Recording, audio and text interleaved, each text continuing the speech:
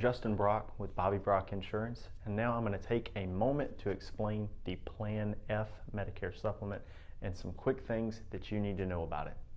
Thank you for watching.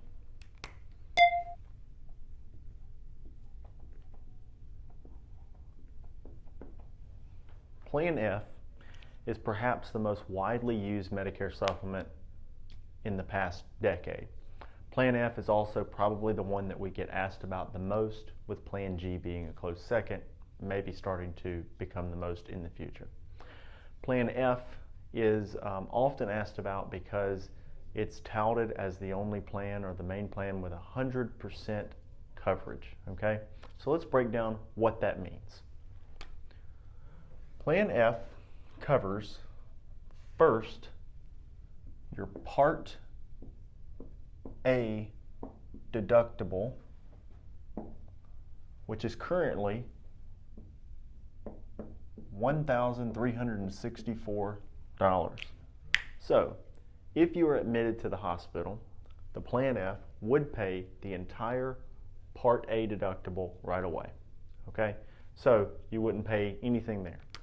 Now on hospitalization, days 1 through 60, days 1 through 59 would actually still not cost you anything, and the Plan F would not be paying anything during that time.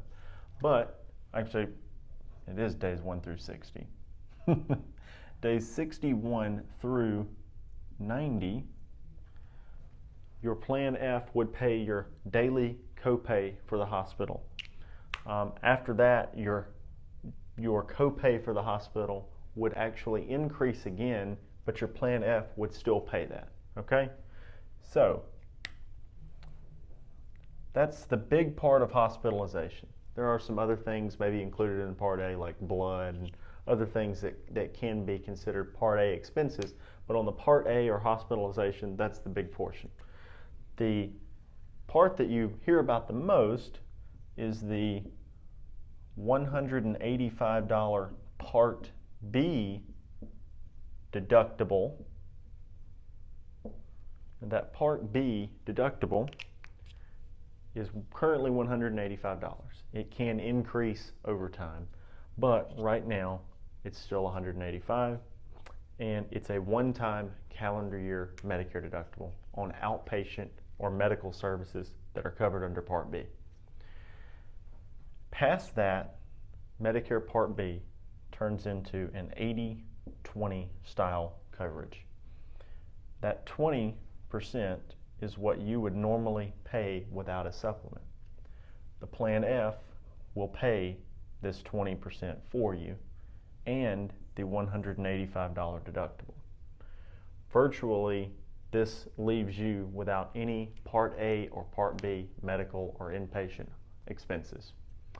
So that's why Plan F is considered full coverage. Another small thing to mention as well that could be big in some states and under certain circumstances is excess charges. So this is under Part B. Excess charges can be charges that doctors may charge in excess of what Medicare approves as the approved amount for a specific service. So Plan F does pay for that excess charge, okay? So there are plans out there that have really good coverage, but they leave off the excess charges. A plan like that would be, that's just like Plan F and every other way, would be the Plan C. Plan C is just like Plan F in every other way, but it does not cover the excess charges. When talking about excess charges, a lot of people say that very few people or very few providers actually charge them, so it's not commonly a thing, but there's always the potential. So this is Plan F in a nutshell.